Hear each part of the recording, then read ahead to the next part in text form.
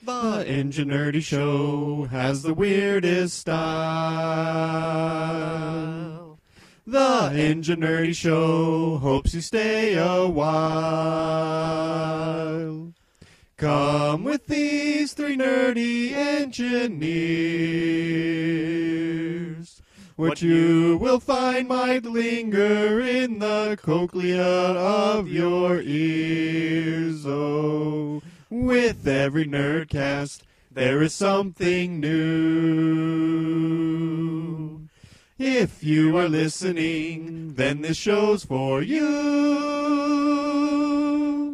You may think the premise of this show sounds so absurd. Well, you're the one listening who's the nerd.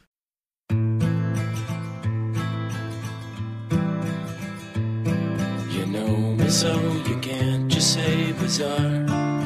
You never get a moment for free. Show me something fun on your guitar. Something with an A or a G. Hello and welcome to the Enginerdy Show. This is Mr. Pold. Our fake sponsor this week is Canadian Bacon Candy, now in maple flavor.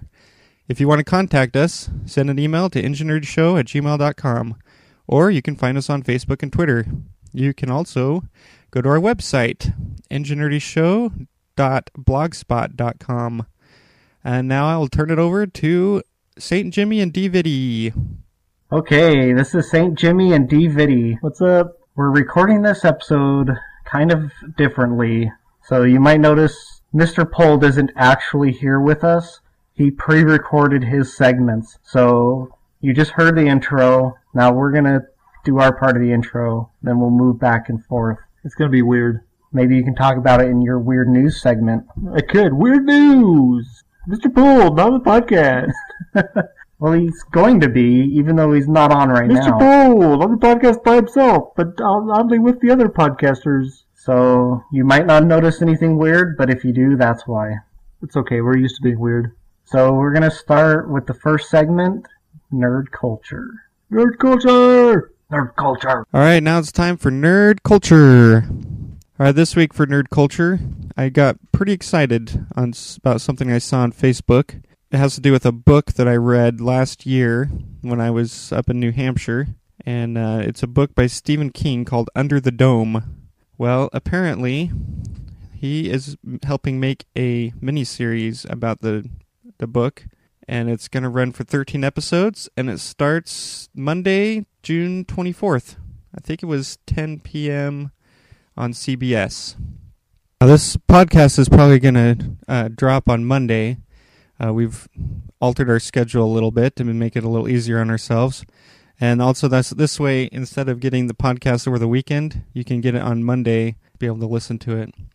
But if this does drop on Monday, like we're planning for it to, you should be able to tune in and watch Under the Dome. And we welcome any response that you have to the show if you do watch it. So send your emails in. I'm pretty sure, based on the book, that pilot episode is going to be awesome. There's going to be a lot of action. I can guarantee it. If it's anything like the book, and I bet it will be because Stephen King's involved. Let me tell you a little bit about the book. The basic premise of the book and the miniseries is about a town in Maine that mysteriously has a dome instantly cover the town. And it basically cuts off the town from the outside world. And it's kind of a character study of how the people that are trapped inside respond. And he's got Steven Spielberg helping him out too, so it should be pretty good. I noticed one of the main characters, second selectman, thank you, Mr. Pold, is going to be for Dean Norris. Nerd Culture. If you don't I recognize read the that name, book, Dean Norris Under the is Dome, guy in about Breaking 3.5 Bad that years plays ago. the It brother-in-law. is a thick, heavy And book, it seems like it'll but be I liked pretty it a good. lot, so I can't wait to see the watch it. show. Hopefully it'll be on Netflix someday. So he must have had Dean Norris in mind when he wrote the book, even. Because otherwise, why would you name the book after the bald actor that's going to star in it later on TV? Wait, it's under his dome? It's all inside his head. Oh. At the end, he wakes up and it was all a dream. Oh, don't say that. No. Actually, what I'm expecting of the series is like certain Stephen King books I've read where they just end abruptly without tying anything up. This one wraps up pretty nicely at the end. Good. So, It was good. Can't wait for the show. Technerdy. Technerdy. Technerdy. Technerdy. All right. This week on Technerdy, first I wanted to talk about the X-Bone again. Yes. Because they just changed their policy. They had it so that you couldn't borrow or sell used games, and there was so much outcry and backlash over that they've changed their policy. So now you will be able to buy and sell used games, loan them to your friends, all that kind of stuff. However, some gamers are upset now because this means that their cloud-based games are not going to work the same way. You can't make them happy. So, yeah, people are still saying they're going to choose the PS4 over the X-Bone. All my friends that currently have the Xbox 360 are all talking about either not upgrading their system or when they do upgrading to the PS4. And they all say, I think the Xbox is making the same mistake the PS3 did on their launch, trying to make something that is all in one instead of just making a gaming system that gamers want. Yeah, I don't see many non-gamers buying these things, especially at $500. So, especially now with things like Roku and the Wii or laptops, your computer, everything else, even TVs nowadays. Yeah, your TV Netflix. has Netflix built in and wireless capability. So at what point are we going to have TVs that are also advertising as being game systems themselves? Well, I'm sure you can get apps on some of them that are games. I don't consider those games. I consider those time wasters. Okay. So a different time waster than other games? Yes. Well, poor graphics and probably not as in-depth of gameplay. Yeah, I get bored with them pretty fast. Whereas a full-fledged disc game, I can play for hours and hours. Word. And the replayability is very high on a lot of them. Plus, I'm not about to let my friends borrow my TV. Well, that's the thing with the apps. They're so cheap that there's no need to loan it out or sell it when you're done. But when you're paying $60 for a game and you're done with it, you might want to trade it in. I think because I was not very happy with some of the changes they made to my newest Madden, I think I've played it more than that, trying to justify to myself why I spent $60 on it, because they took away a lot of my favorite features. And I just didn't expect it because I didn't think to look to make sure my favorite features were still there. So would you have not purchased it? I probably wouldn't have. Oh, interesting. Until they fixed it, so I could, with my money, kind of give them a vote as to what I thought they should do. That's a good idea. They took away the connectivity with the NCAA game, which I admit I didn't necessarily buy every year, both of them. I did occasionally, but sometimes I just go online and download other people's draft classes of the college game so I could draft real players into my Madden game. Yeah, it seems kind of short-sighted that they would take out features that a lot of people like. It's almost like instead of just adding on more software developers to develop new parts of the game while keeping the existing developers, keeping up the other parts of the game, they just transfer whole departments. Well, go work on this portion of it. We're going to go in this direction. And they leave some of us behind, and they get lots of people rather upset. Well, that's it for the X-Bone. I've always been a PlayStation guy, so I don't really care what the X-Bone does. I just think it's funny that they've changed their tune now, and some people are still upset. Send all your fan hate mail to... No, don't send us fan hate mail.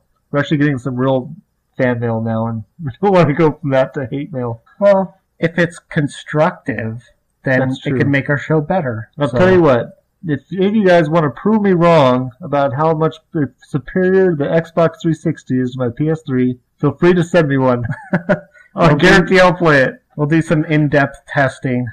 Alright, my other technergy is about a green battery. It's not green because it's colored green. It's green in the environmental sense. The latest batteries use lithium ions to store the energy, but that's not really a great way to do it, I guess. They don't last extremely long, and they're kind of expensive to make. So the scientists at the University of Maryland were trying to make a battery using tin instead, and they wanted their electrolyte to be sodium. So the problem with the tin was, as it got charged and discharged, it would deform so much from the transfer of electrons that it would unadhere from the base material that was holding it together. So they decided to try wood as the base material. It held the sodium very well because it's porous, and it's also flexible enough that although the tin does get wrinkled up from the expansion and contraction, it still worked, and they said it can undergo more charge and discharge cycles than a lot of other batteries. So would that also, with the crinkling of the tin, I guess it wouldn't necessarily increase the surface area No, probably. of discharge, Surface area would be the same. unless it stretched a little bit as it did it. Yeah, it sounds pretty easy. The components are wood, which is pretty ubiquitous, sodium, which is in salt, so it's everywhere, and tin, which is a pretty common metal. Unfortunately, you probably won't be able to make these at home because the tin is so thin that you couldn't handle it outside of, a lab or production facility. But yeah, pretty cool. New battery technology. It's what we've been waiting for. They're saying, this might be a step on the way to making solar power viable by being able to store the energy produced during the day so that we can use it at night and stuff like that. So, Very interesting. that's Technerdy. Right.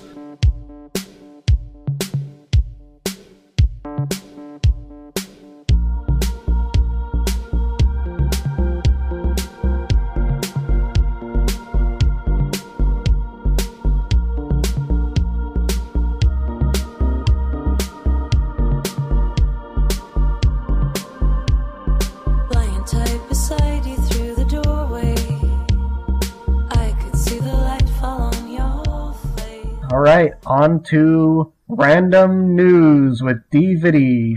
All right, today's weird news. We've got. I'm just going to say 2 words, and we'll come to I'm trying to think of what you think this story's about. Pot pigs. Pot pigs. So you grow them in your windowsill? No, it's not like cooking pigs in pots. Okay. It's not potbelly pigs. Although you probably could delicious that, but potbellies. I'm not sure potbelly pigs are edible. I don't know. They're probably edible. You could eat them and they would die, but they would, They're too cute to eat. I guess. I'm not sure why someone would want a pig for a pet. I don't know. Because you But can they did eat it have- when it grows up. Chris P. Bacon, we talked about a couple Oh yeah. episodes ago. I wonder how he's doing. I bet he'd be yummy. Probably not as ham shanks though. They're probably Probably. underdeveloped from not having rear legs. Okay, so speaking of underdeveloped, imagine taking up your pigs and you feed them all kinds of stuff. I've helped feed pigs before. They get the garbage from the house and other places left over, like Orita products maybe. And this guy, I guess, that experiments with what he feeds his pigs, you might see where I'm going now with pot pigs, but in the past has fed his pigs things like vodka or rotting cantaloupes that farmers can get rid of, to beer. Well, now apparently he has been experimenting with some of his pigs and giving them pot. As in marijuana. Marijuana. Let me guess which state this guy lives in. Washington or Colorado? He's or in Washington. California? Oh, Washington. I was right. So apparently his pigs, well, I know, I think still in Washington, even though they've made it legal. There's no system set up yet to distribute it. Yeah, you can't really grow it wherever you want. Right. You probably, especially to grow. But if he's not growing it for Human consumption, then maybe he can get away with it. Anyways, he says as it becomes more, the law actually gets developed and implemented, that it'll be a lot easier for him. But at this point, he said he has been feeding, he takes some of the pigs and he feeds them normal food. And then when he experiments, he just takes a couple of them. So he has a control group. He's very scientific about it to see the differences that happen. Well, these pigs, once he's fed them their pot, apparently they don't do a lot of moving around. They kind of lay down and just kind of have a dazed look on their face most of the time. And apparently they gain weight 20% faster than the control group. It's because they have the munchies. But it doesn't give them any extra food. Oh, weird. So explain that one to me. They're not moving as much? I think what it is instead of making muscle with some of it, they make more fat. Maybe. It says the meat comes out more marbled, with a fattier texture. Bacon. And he makes a bacon, sausage, pork chops, pulled pork, and in a blind bacon test, which he gave, finding some pot smoking munchie. Oh, I was trying to think of something that would be alliteration with munchie. Munchie, no. Anyway. Alliteration fail. I know, it's getting kind of late. Anyways, they thought it had exquisite flavor, and they love the marbling of the fat in the meat. I'm not a big fat eater. But I think that I don't think you get any of the marijuana effect through the meat. Yeah, I think that wouldn't transfer from the stomach into the meat. I don't think so. But you could probably market it, and people would think they were getting marijuana laced. This guy, I don't know if this guy's thought of this, but maybe the meat is more savory because the pigs aren't stressed at all. Adding stress into an animal will affect its taste. I think it's just the higher fat content. Fine. Well, I think pig psychology is something we study. Well, maybe he should take some pigs and give them massages and stuff like Kobe they beef do with the cows in Japan. Maybe we need some Kobe pork. You could call it Kobe Bryant pork. Because I've heard that 90% of the NBA players also are on the chronic. I wonder what their meat tastes like. That's what I thought I actually had reading this. I was like, okay, so if pig meat's more savory, does that mean that we could, if you have pot smokers like surfing and getting eaten by a shark, would the sharks find the meat more savory? Word fail, holy cow. Maybe it's an alien conspiracy to fatten us up for eating. Interesting. We'll just get them hooked on this plant. They'll be lazier, get fatter, and they'll taste better. Interesting. That's a good idea, but let's do it. Oh wait, we are with pigs. And actually, pigs are usually used in science as a close approximation to humans, aren't they? Yeah. Although I can't say I've really noticed that human pot smokers are fat. Yeah, I don't know. I haven't eaten that many. I mean, you take like the biggest one of all. You know what I'm talking about? That's Snoop Dogg. Oh. Yeah, he's pretty thin. Ben Betts is not thin, I guess. Well, Snoop Dogg might be on other chemicals also. That's true, he might be. I'm not sure he's human. Maybe he's one of the aliens. He's like, smoke it, it's cool, look at me. I thought he was Moses. Oh, that was just in that one video. Anyway, that's my weird story. I've kind of come to the realization that a lot of weird stories involve animals. They're pretty weird. Yes, they are. And that's your random news with D Viddy.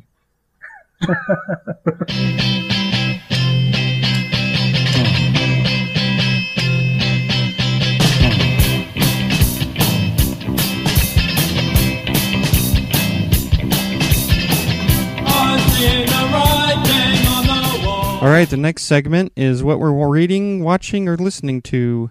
Remember, you guys can send in suggestions on what we should name the segment. So do that, and you could be famous like us.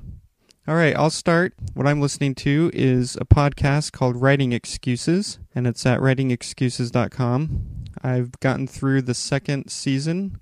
Looks like there's 7 seasons in all, and it's an ongoing podcast, so they release, I think, every week. The main guys that are doing it are Brandon Sanderson, who's a fantasy writer, and Howard Taylor, who does graphic novels, and Dan Wells, who's a horror novelist. And those guys are pretty knowledgeable about writing. There's a lot of meaty stuff there that writers can really use, and they even have guests like Brandon Mole was on there for a few episodes. He wrote some fantasy books that my children are real fond of called Fablehaven, and it's a real great show, so you should check it out.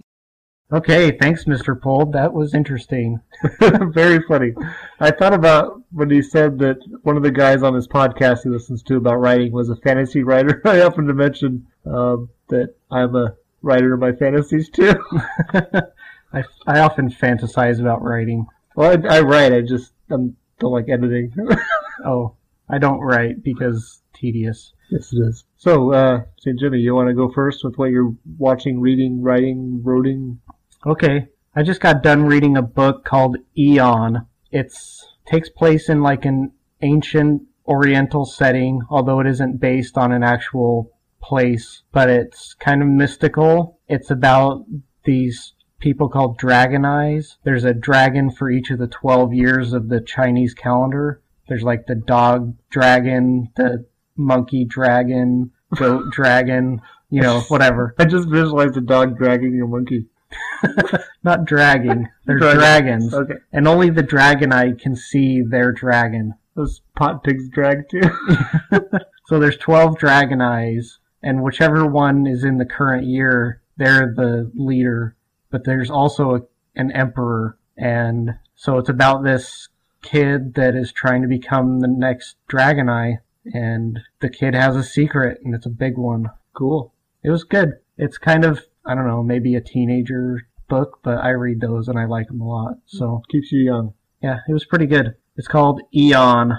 It's actually a 2-book series, and I've only read the first book, so I'm definitely going to go find the second book in the series and read it. Did you say who the author was? I'll give the guy a shout out if we can. I don't remember. I can find out in my magic internet It's box. a chick wrote it. Allison Goodman. Alison Goodman. Yeah, that's it right there. Cool. Is that a paper book you got? Yeah, it's on my nightstand. Interesting. I'm not very good at clues or hints. Although I successfully got Mr. Pull to give me an ice cream sandwich after I dropped him off at home today. Well, you weren't that subtle. I was like, would it be physically possible for you when I drop you off to run inside and get me an ice cream sandwich? Well, he was talking about how he was the only one in the house that would eat them, so he was eating a lot of them. I'm just trying to save him from like a heart attack or something. It was for his own health. That's right. But I actually ate it on the way to your house earlier. I didn't want to make you feel bad by you not having one. Oh, thanks, buddy. It was kind of melty. I should call him and tell him to turn his freezer up a little bit. Okay, things that make things colder, does turning them up mean they're getting colder or warmer? Because when you think the temperature going up, it's getting hotter. I think it depends on what his purpose is. If his purpose is to make things colder, turning it up would make it colder even more. Okay. At least on mine, it actually gives you a hint. It has numbers, but then it actually, I'm not sure why it has numbers when it then also says colder and warmer. Okay. Maybe so you I'm can... trying to establish a system of colder is a higher number. Okay. I think. I don't know. I've got 3 freezers. I should make sure all of them are the same. Yeah, is there a standard? I'll check. Maybe that's a good scientific... Actually, probably a trip to Lowe's would probably tell you faster than anything. Okay. To be left at home, and it's the middle of the night, and I'm all alone. Since you're out with your friends drinking booze, I'm giving the attention you're gonna have to choose whether you want me around anymore, but it doesn't really matter 'cause I'm sad. So what are you consuming media-wise? Well, when I mentioned this to Mr. Pold, he said it sounds like pandering to listeners. Okay. I've successfully found a Doctor Who series that I like. Okay. And I'm on episode 3. Is it different than the series I'm watching? It's one that started in 2005. It's Eccleston, I think, is the Doctor. Who's the companion? Rosie. Rose Tyler? I don't know. She's like a blonde chick from England. Okay. Yeah, that's the one I started. The first episode, I think there's mannequins come to life. Yeah, all the that's plastic it. stuff. Yeah, I'm and on if you episode like 3. the first episodes, it gets much better. I love the second episode where they traveled to the end of the world. Oh, yeah. There's the last human that's just stretched out. Then Yeah. piece of lady. Translucent chick. It's pretty funny. It was a Yeah. good show. I'm enjoying it. Well, keep watching, and I think you'll like it even better in the future episodes. Speaking of the future, I'm also watching Prophets of Science Fiction, which I think I mentioned before. Yeah. We just had I just was watching the Arthur C. Clarke one earlier today. It's quite interesting. I haven't seen all of it yet, but just his outlook on the world. You usually get pretty good actors to show them when they're young. Apparently when he was young, he and a friend, it was during World War One, and England was being bombed, and so England had put up a bunch of blimps in the hope of catching bombers in the metal cables that were hooking them to the ground. And so they came up with this crest, and there's all these blimps in the horizon. And he looked at it, and he said that they sat there and imagined for a while, that what would they feel like if those were like alien ships. And so he wrote, his first book was actually about that, where an alien ship, or ships show up in Earth's atmosphere over major cities, and they actually just hang out for a full year, or for a full generation till all the people that are there when they first arrive are dead. So there's the second generation, and then they make contact. When they make contact, they are devilish looking. They're red, leathery skin. They have red, leathery wings and like horns. Interesting. So that made me want to read that book. Those are some really patient aliens. Yes, they are. Cool. It's like watching Mr. Pold when he's a kid trying to get into a swimming pool. Very patient. By the time you get in there, it's time for the pool to be put away for this summer. For fall. Nice. Okay. There we have it.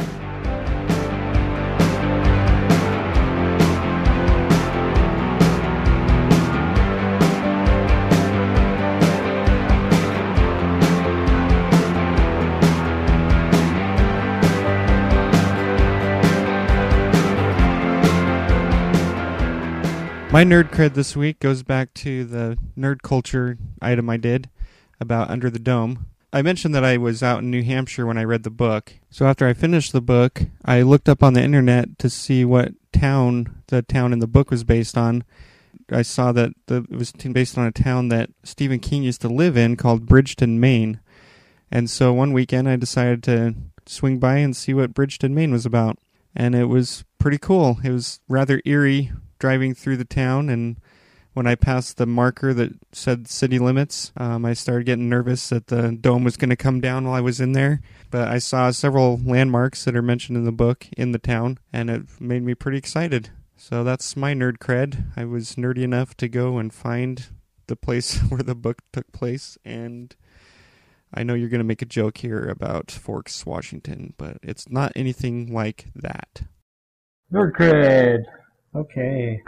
We have kind of a joint nerd cred that happened today. Yeah, we were hanging out at lunchtime since I was taking some training in a building near where D Viddy works.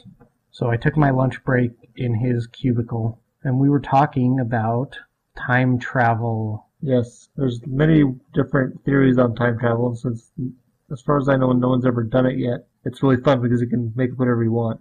Maybe people have, but it goes so wrong that they cease to exist or something. That could be. Or they're just not in our branch of the timeline tree. So I like to think of time travel. Yeah, are we in the original branch? Or is this a side branch created by a time traveler? I think the only original branch is you go far enough back in time that time doesn't exist. So, like 1972? Right. Okay. Free science fiction time travel. Okay. So that would be right, or I guess H.G. Wells. That's the original branch. That was before 1972. I like to think of it like a tree, and then if you go back in time, as soon as you go back in time, you start a brand new branch off of the tree. Okay, and we brought this up because there's the Back to the Future movies, and they talk about that in those movies, how he goes to the future and Biff goes back in time, so then when Michael J. Fox goes back to the present, it's different because he's gone back to the branch that Biff created.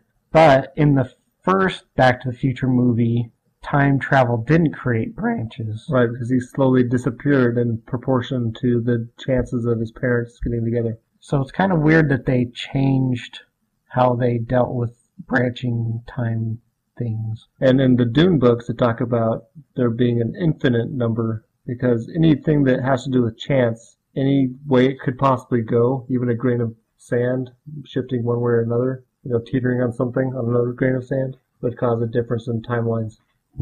Those darn sand grains. Which is great if you're wanting to write science fiction because you have infinite possibilities. Yep. Cool. So I guess that's our nerd cred? Yep.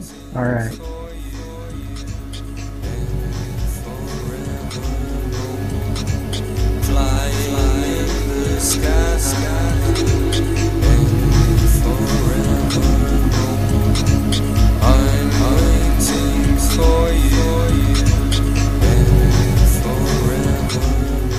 Do we want to talk about, what's our next segment? Is that listener feedback? Do you want me to bring up the email? Yeah, let's read one of our listener emails. Alright. This listener email is from Leo Silva 23. Maybe he's a Michael Jordan fan?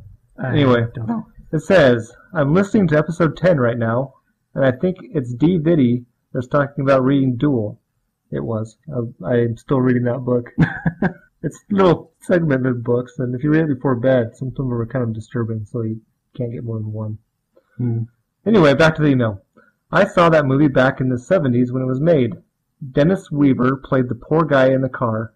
I thought he gave a great performance, but since I was only about 13... Oh, Leo Silva, you just gave away your age. You should take that opinion with a grain of salt. His acting kind of reminded me of William Shatner on Twilight Zone when he sees the monster on the wing of the airplane he's a passenger on. I'm off on a mission to find a copy of the movie now. Well, good luck with your mission. It's probably not on Netflix, is it? I could check. That's the only way I get to watch things usually. But this, I think I talked about it back originally when I talked about it. We can touch on it a little bit, but I had differing opinions of the person that lent me the book. He, was actually thinking about the driver and was kind of, almost feeling sorry for the driver. This is the one about the guy that keeps passing the semi-truck and then somebody's messing with him. He's getting dangerous. Yeah. Okay. Well, I looked at the truck driver's point of view, and I was more on his side, thinking this jerk of a driver, passes him quickly, and gets in front of him and starts daydreaming and slows down below the speed limit. Yeah. Repeatedly. He does it twice. That would be annoying. I'd kill that guy too. Did we talk about the ending? I don't know. It doesn't end well for the truck driver. Let's just say that. Uh-oh. And that's what you get for driving truck. Oh, spoiler alert. Oh. But like you said, it's a movie in 1970. Maybe the movie ends different than the book. Yeah, maybe they get abducted by aliens or travel back in time. Because he says he played the poor guy in the car. Maybe it was just like a Chevy Celebrity or something. So that sounds like Leo Silva is also on the side of the driver. I didn't feel sorry for the dude at all. I thought he needed to be ran off the road. All right. I think that was... Well, we might have had some more listener feedback on Facebook, but I don't have that up, so we're just going to skip that part. Unless you can fill enough dead space for me to check my Facebook after I sign my wife out of that talk.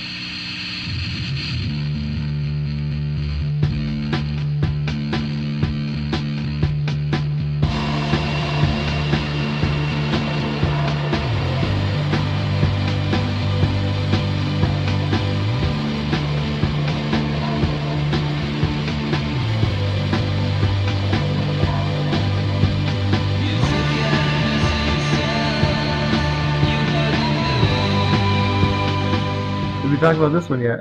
I don't think so. This is from this is a repeat offender on our Facebook page. Uh-oh, she might be getting nerd points for this. I think once I gave her her first nerd points, I think she's been looking to get more. Sorry, read this one, or do you want to read this one? This is from our listener Tara that likes us on Facebook. She says, "Forget rebooting. I like D Viddy's idea of actually finishing a series. Maybe that was the 2000 to 2010. Seems like they're always ending a show too early." So, what we're talking about, I think, was Quantum Leap was what I thought maybe would be a good finish it. Because the actors are still alive. Yeah. As far as finishing shows, nerds probably all know about the series Firefly. That ended way too soon. But then they did make a movie out of it. So. See, but I have a really weird twist on that. I saw the movie first. So did I. I think we saw it together. I was excited when I found out there was 13 episodes of more content to watch. Because I love the movie. I didn't find out about that. I just found out there was a show. So guess who started watching it on Netflix, getting discs back in the day. And then I got to the end of the disc, sent it back, went online to add the next disc. And it wasn't there. No more discs! I was like, what the crap? There's no ending to this. It just ended. I was really upset. I think I watched it on Hulu. I was probably more upset than the people that watched it originally because it was at such a horrible time slot that no one watched it. Oh. Which I think why it got canceled. Yeah. Tara goes on to say, in Hawaii they sell Spam and rice at McDonald's. Because I talked about them selling spaghetti at McDonald's in someone the Philippines. Mentioned pizza. Might have been Tara mentioned pizza. I think we said they should sell pizza. Oh, maybe that's what it was. Spam and rice is pretty weird. That is pretty weird. It goes on. I don't know how long we want to take on this, but she mentions a billboard that takes water out of the air for the residents, kind of like that water pyramid we talked about. Right.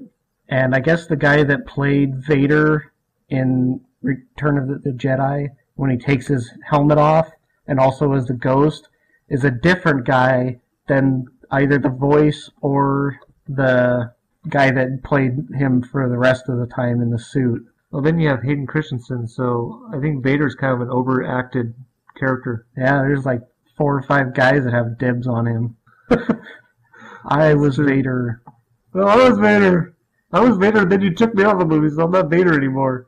Yeah, The guy that was the ghost of him. yeah, they took the ghost out and replaced him. That Hayden guy's, Christensen. I wonder if that guy was really upset or if he's even still alive.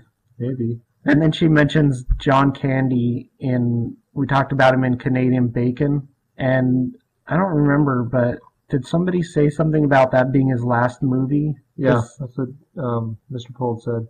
Oh, I don't remember. I never thought that was his last movie. I thought his last movie was like, Well, IMDb. oh, it says it is. I thought Wagons East was. Nope, but that was the year before. apparently Canadian Bacon came out after that in 1995.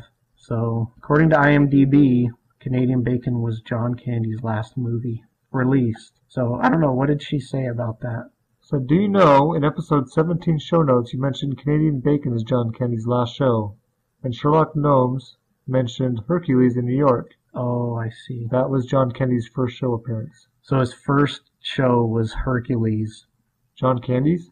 apparently, according to that. That's what I was trying to look up. Oh, I see. Okay, well, thanks for the feedback, Tara. Keep it coming. You get more nerd. Eventually we'll put a Points for that. spot on our website where we have a list of how many nerd points people have. Okay. Well, that's it for listener feedback, and I think that brings us to the end of the show. We're going to end with an outro by Mr. Pold, but as for St. Jimmy and D Viddy, That's it. Peace out. stay nerdy. All right. Well, that's the end of the Enginerdy Show. If you would like to contact us, send an email to engineerdyshow@gmail.com or send us a note in Facebook or Twitter. You can also comment on our blog. Live long and prosper.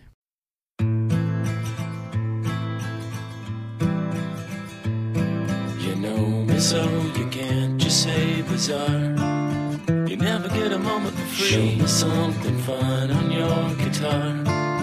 Something with an A or a G. Just be sure that I can tell it. Just be sure that I can tell it again. Most guitars are made of trees, with some L for the strings, and some frets and tuney things. Most guitars are made of trees. Most guitars are made of trees. People play them while they sing. Some are dull and some just ring. Most guitars are made of trees. You know me so you've seen it all before. Looking at me stuck in a tree, trying to hold a thought you can't ignore. Something multiplied by a 3. Just be sure that I can tell it. Just be sure that I can tell it again. Uh-oh. Well, I've been taking a class this week on finite element analysis. It's pretty interesting. Just click that. Most guitars are made of trees, with some L for the strings, and some frets and tuney things. Most guitars are made of trees. Most guitars are made of trees. People play them while they sing. Some are dull and some just ring. Most guitars are made of trees.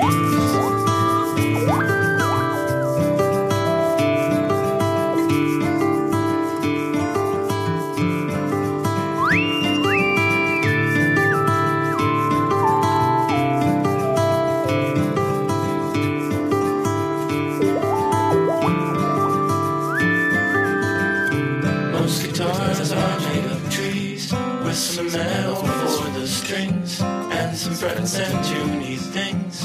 Most guitars are made of trees. Most guitars are made of trees. People play them while they sing. Some are dull and some just ring. Most guitars are made of trees. The song Most Guitars Are Made of Trees is by Greg Gibbs.